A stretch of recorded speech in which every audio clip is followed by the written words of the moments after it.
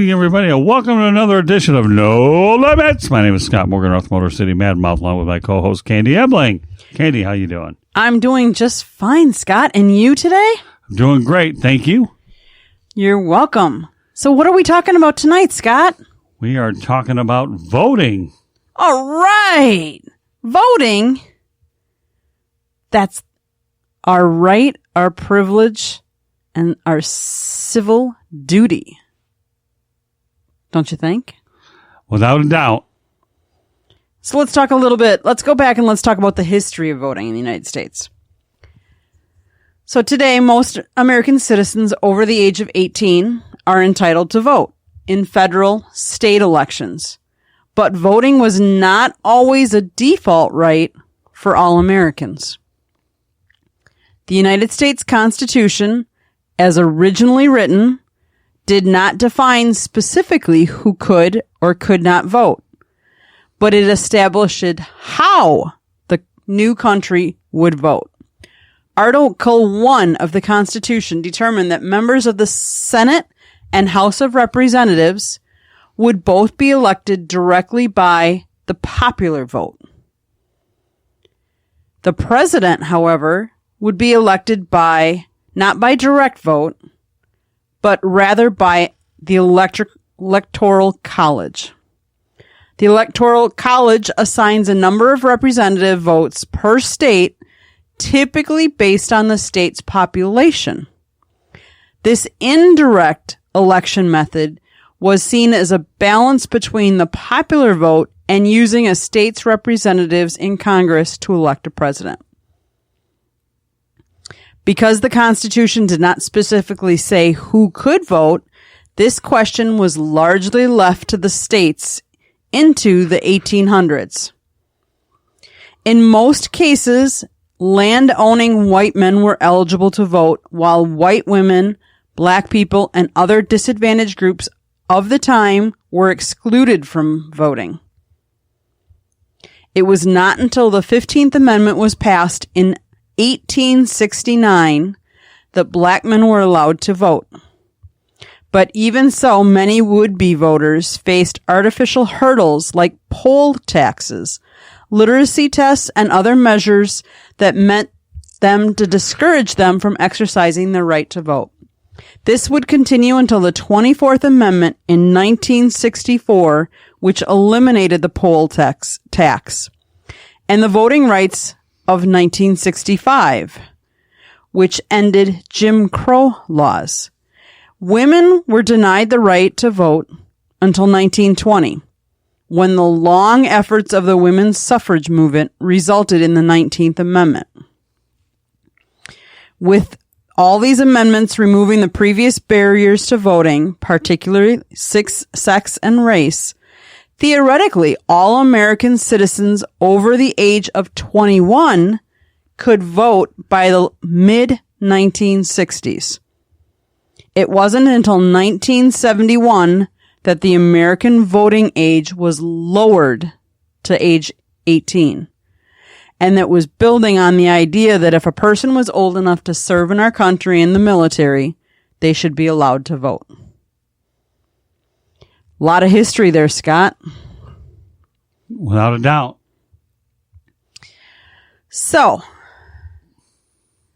exactly the Electoral College. Do you know anything about it, Scott?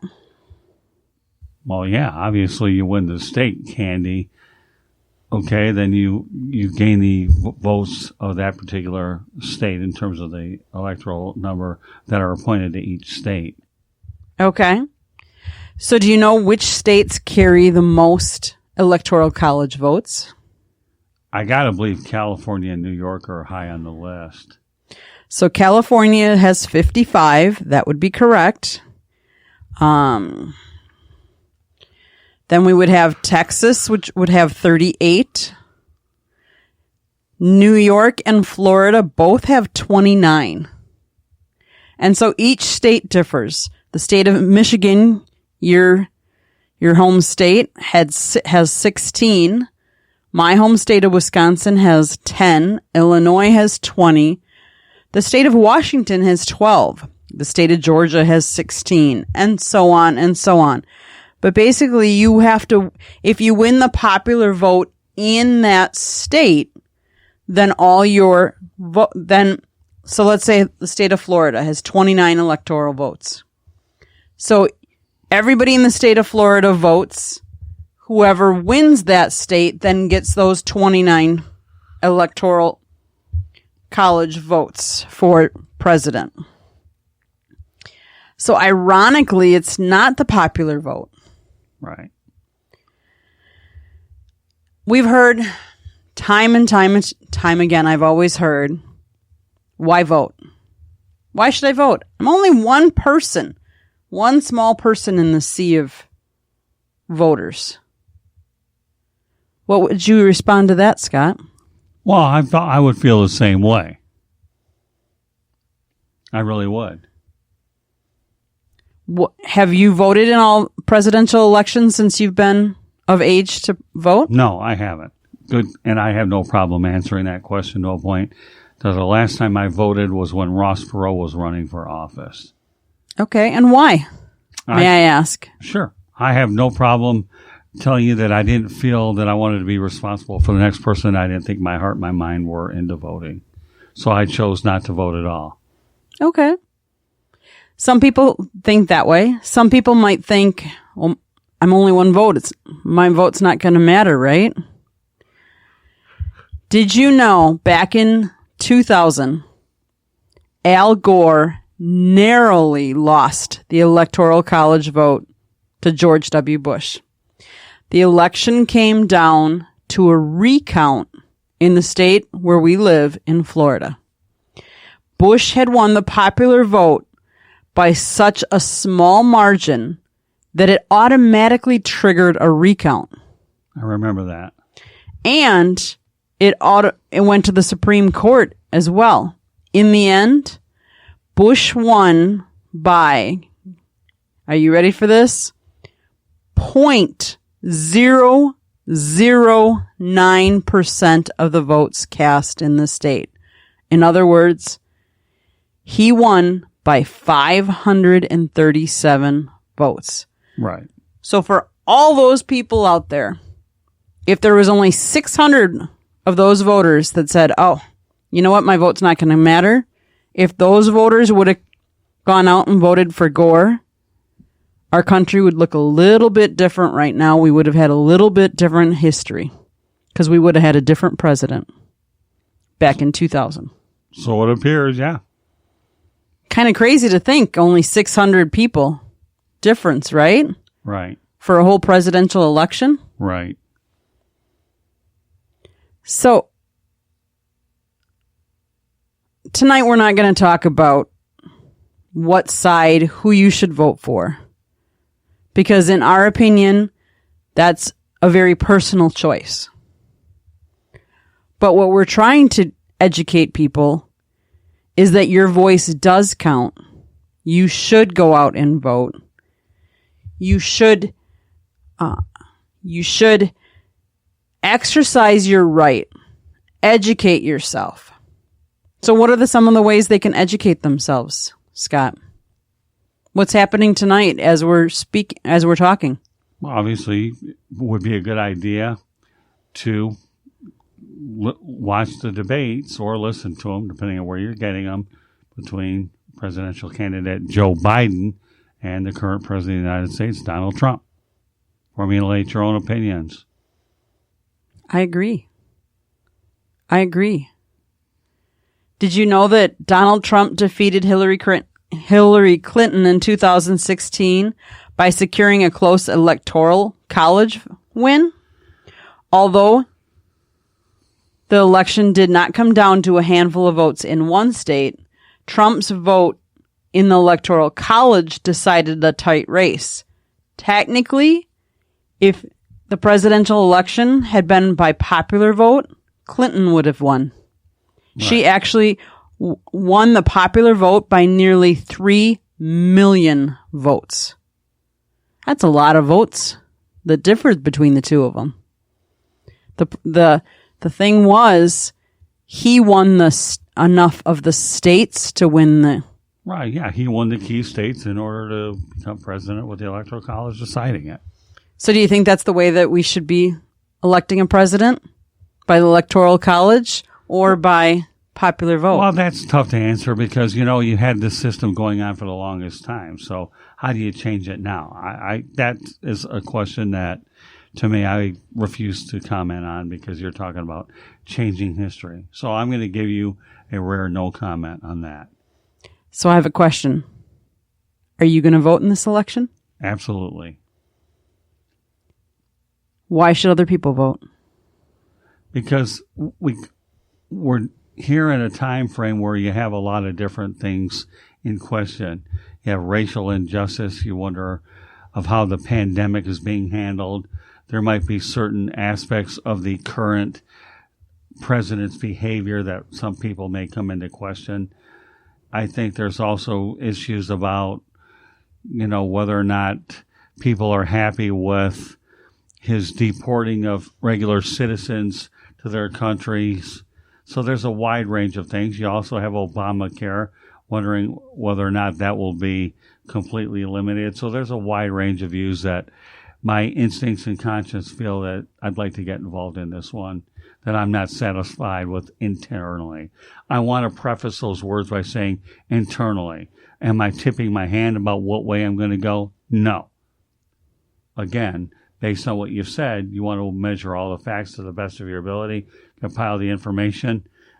But I feel that this time, in my mind, it's time to make the best difference I possibly can.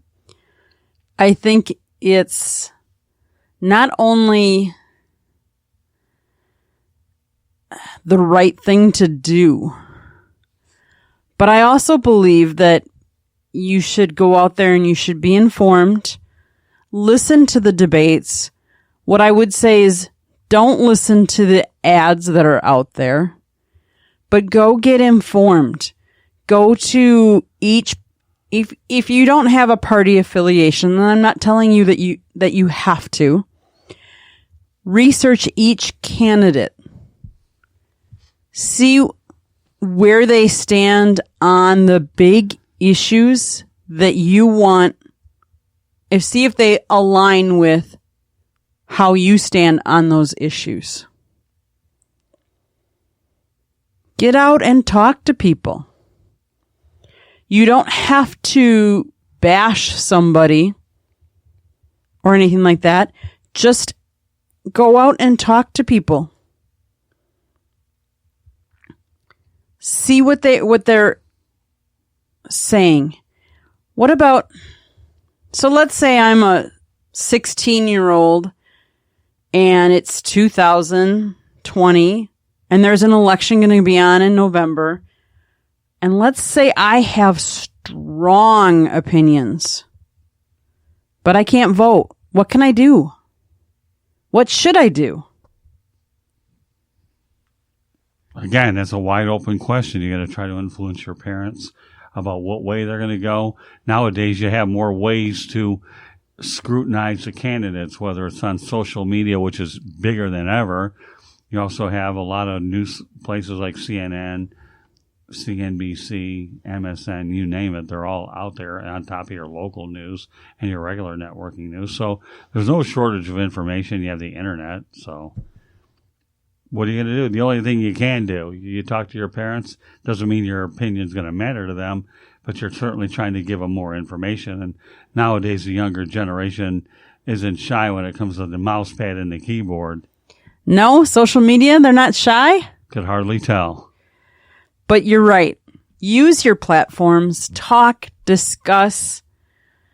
But do me a favor. Don't belittle somebody else because they don't have the same opinion that you do.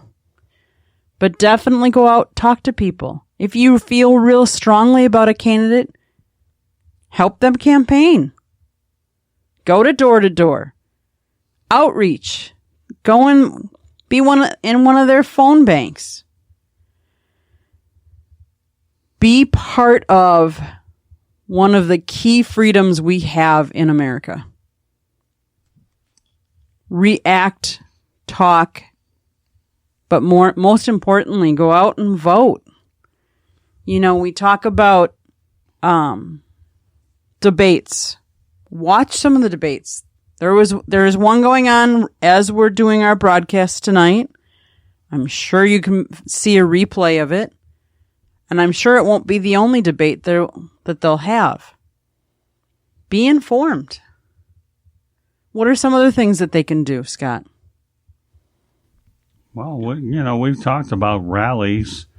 You also pay attention to the primary races. You can also vote locally. There's a lot of local. You have the Senate, the Congress. That's also going to be a factor. I know we're during a presidential year, but there's rallies. Well, the question is with everything going on, do you think that this presidential election could be a landslide? I've seen other situations where indeed they are. If you're not happy with the current situation, then it's possible this election could be a landslide. What are some of the ways you can vote? You have a mail-in vote, for sure. Of course, the biggest thing you need to do is register to vote. Go out and register now if you haven't registered. In fact, they're going to be voting at stadiums. A lot of these teams, whether they're stadiums, training facilities for these teams, they're opening those up as well. Like what kind of stadiums? Well, football, baseball, some of those, the big league, major league stadiums. Okay. I understand. Yeah. So people, your voting place may have changed. Check with your local government to see where your voting place is. Register to vote. I mean, this election is so important that a lot of teams and a lot of cities are making their stadiums open. And you also understand that they're making them more available because you have COVID-19 as well, where you want to have more stadiums available because you have wider spaces, is what you do, to keep social distancing intact. So you're not as closed in a small. Yeah. I understand that. That sounds like a good plan since we're obviously dealing with COVID-19 still. Who would have thought that when it started back in March? So tell me, how important is it to vote this time? Well, again, if you want to make a difference, you want to make your voice heard, this is the way to do it. We can talk about the Constitution all you want, but you're dealing with a very unprecedented time. There are a lot of things that are being impacted. You also have to wonder whether the current administration, and again, I'm not saying that it is or isn't, how bringing this current administration back will affect our overseas and foreign affairs. Will the allies look at you and say, oh, no, 4 more years of this guy, or are you going to give another guy another opportunity? Those are just variables. I'm not siding one way or the other. That's one of the issues that people should look at, both sides. Right, foreign policy. Mm-hmm. I agree. Foreign policy, taxation. Right. COVID-19, the handling of it. Do you agree with the current administration? Do you agree with plans that Biden has? Taxation. Businesses taxed, personal tax, income tax. Where do you stand? One of the other big ones is health care. You named Obamacare. Where do the candidates stand? And more importantly, first of all, where do you stand on these topics? And then where do the candidates stand? Which is the closest to how you feel? This might be one of the most interesting elections because not only are you looking at the presidential candidates, but what about the vice presidential candidates? Because you have 2 presidents that are in their late 70s. What can happen if, God forbid, something happens to them while they're in office? So you might have to go deeper than just a presidential candidate, but look at the vice presidential candidate as well. I agree. And their backgrounds and what they stand for. And do you think that they'll continue in the direction that the presidential candidate that you voted in will take over? Right. So again, there's a lot of considerations that you have to look at. You do. Voting is important. Voting is the one voice you have to make change, if change is what you want. You know, a lot of times people, when they look at political parties, they align themselves Democrat, Republican. But who's to say with some of the things that are going on right now, where in some instances a Republican may go to the Democratic side because they're not quite happy with things as they stand right now. How many politicians or past presidential people say, maybe I think I might go the other way, or a major congressman, House of Representatives, senator are going the other way? One of the things that I've always said is that I dislike about politics, and I don't like to talk about politics with anybody, so anybody that knows me knows that I don't talk politics. In fact, Scott, you and I don't even talk politics. Right. For the most part. But one of the things that I really dislike is when they are voting on a particular bill, they have to add so many different things into this bill that I could love the meat and guts of the bill, but there's one little part in there that I can't stand, and they've got to include it because it's the only way that would pass. I hate that. Well, how many times you've been in elementary school, junior high, high school, where you learn about history and government and how things go, how a bill starts out and how it winds up before it either gets vetoed or becomes a law. Right. You're right. We all had to take an American government class, both in with every level of education, especially in the earlier years. You had to learn about the area that you live in. That's true, and I would say is one of my weaknesses. I was not very strong in social studies, history, whatever you want to call it. That was definitely not one of my my fortes. I was more into the math and science and business. I was more involved with that aspect of it, plus being a journalist, as I always have been for years. So between journalism and understanding how the government works, and then actually traveling, so I had a chance to see a lot of studying American history. So, I was always really interested in that subject matter. Really? Yeah. I never knew that. See, people, I'm learning things just as you are. Look at that. So, you haven't voted in how many elections? It's been numerous. Google it up, Candy. Ross Perot. Ross Perot. Right. I think that if the man had not decided to quit during the middle, there was a strong possibility he could have been voted in. But that's for one to debate down the road. So, to me, but, I felt strong that I've an independent voice, and he did sway the voting in that particular election. So he ran in 1992, and he ran as an independent candidate for the president. So he was a Texas industrialist who had never served as a public official. Right. But he had experience as head of several successful corporations and been involved in public affairs. So how often do we vote for presidents? Well, every 4 years, obviously. Okay. So every 4 years we've voted. So that means you've missed a handful. I'm happy that you find it now motivated and empowered to use your voice to vote. That to me means not that you haven't cared before, but that you look at this election as being important and that your voice will matter. Well, again, everything is a subjective opinion in terms of what your preference, whether you decide to do it or not. Right. But it's important to vote, to use your opinion.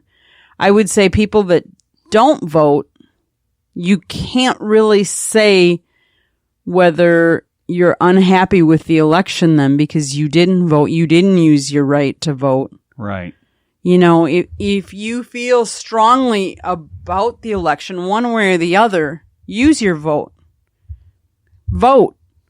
But don't come back to me afterwards if you don't and complain who won and what they're going to do with the country, because if you thought your voice didn't matter, it does. Right. Because if how many people think their vote doesn't matter, How many people aren't voting? Well, you gave a great example of that you were within 500-600 votes of an outcome back then. You do. Mm-hmm. And again, let's not lose sight of the fact that 2020 is a weird year anyways, during an unprecedented period without a doubt. And it just so happens that this weird, unprecedented year, happens to be during a presidential election. And there is a pandemic and a myriad of issues that surround this country. Yeah, I've never seen the racial injustices and the divide that we have in this country. Well, and you also have a president right now who chooses to do a lot of his communication via social media, whether it's on Facebook or Twitter. In the past, State of the Union addresses generally worked. In fact, that's what you had. So he has a different form of communication, how he wants to get his message out to the masses. That's Not true. saying it's right or wrong. That's right. just the method of communication for which that he chooses to utilize. Mm-hmm. Correct. Exactly. I'm interested to see how many people are going to vote. And I'd be interested to see how many vote mail-in with this pandemic, or how many people are going to go in person. Well, tell me, have you got many text messages about voting? I know I've gotten my fair share of them and probably deleted them, but that's just another way for which people are trying to get you to go out there and vote. A reminder, or phone calls right. Or text messages. Get out to vote, do this, do that. I'm glad to see that as much as and I'll be honest, I don't like the text messages from people because they're always pushing their agenda. Now, if it was a text message that said, get out to vote, that would be one thing. Well, I had one tonight that talked about judging the presidential debates. Of course, you know where that went, into the trash compartment. Deleted. I understand. I can honestly say that my employer has been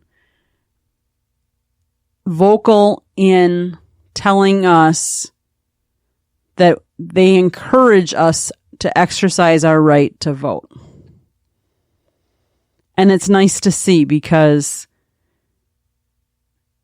again, I can't stress how important it is to use your right and exercise your civil right to vote, because my vote counts just as much as your vote does. No more, no less. So, Scott, anything else you want to talk about voting? Well, I think this topic is quite self-explanatory. Get out there and vote. I couldn't agree more. And again, you don't have a lot of time to do it. But again, I want to emphasize it's not just a presidential election. You have city council members in your respective cities. You have your House of Representatives. You have your state elections. Participate with voting on all levels, not just the federal government. Congress, House of Representatives, Senate, governor. Even your commission seats locally. Those are every bit as important in your own city government. So, yeah, it depends on what your city government is, if it's a village president or a city mayor. Sheriff normally is voted on. And sometimes they will ask your opinion or your vote on referendums. You know, should public tax dollars go for renovating this school, or all kinds of different referendums. You might have other referendums that finance stadiums as well. How many times have stadium referendums been shot down because of the general election? That I will say that in Wisconsin, in order to build Miller Park, where the Milwaukee Brewers play, it actually went to a referendum, and they actually recounted, and they eventually recalled one of the city councilmen that voted for that stadium. So yes, you never know what what you might be voting on. Well, in San Diego and Oakland, they lost football teams because those elections didn't go through, and I'm just pointing those out per se. Right.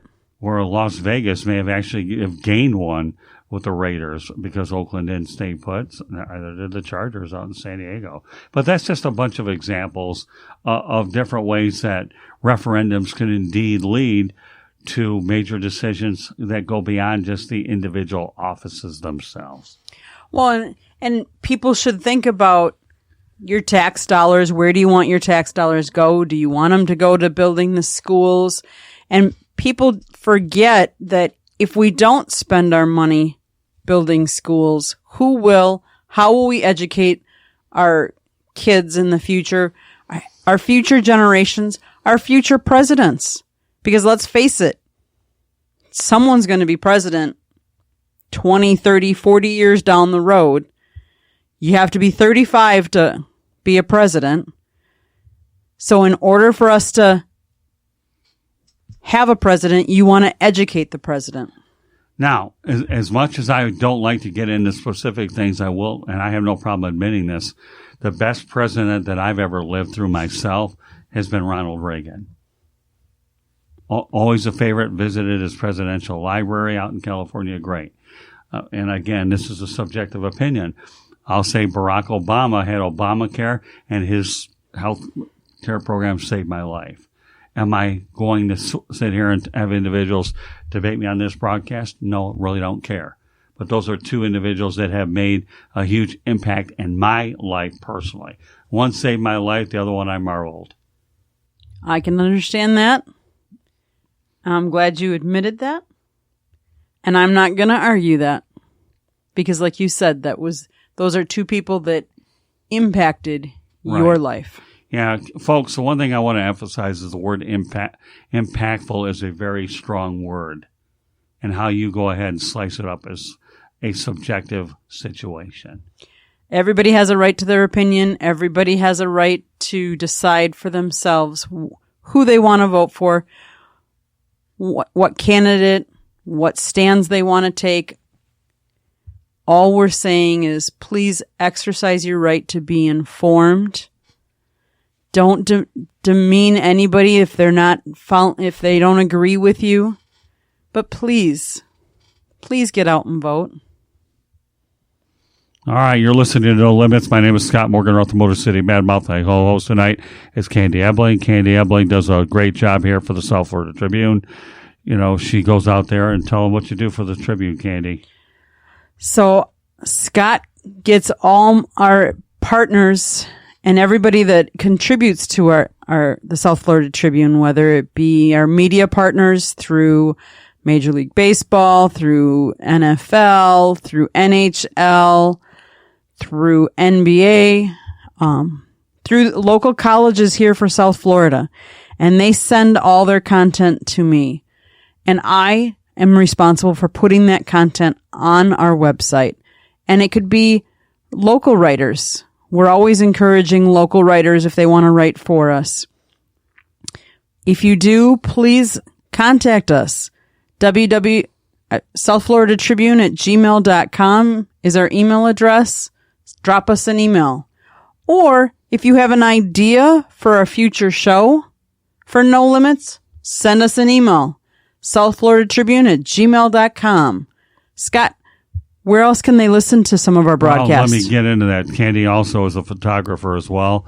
When we go out to events, she does a wonderful job taking pictures. She's a mastermind behind making sure these broadcasts get put up there as well on the website, as well as the respective places for which they are. Let me go over some information. You are listening to No Limits. This broadcast can be heard on Apple Podcasts, Spreaker, Spotify, iHeartRadio, Google Podcasts, or wherever you get your podcasts. Let me repeat that again.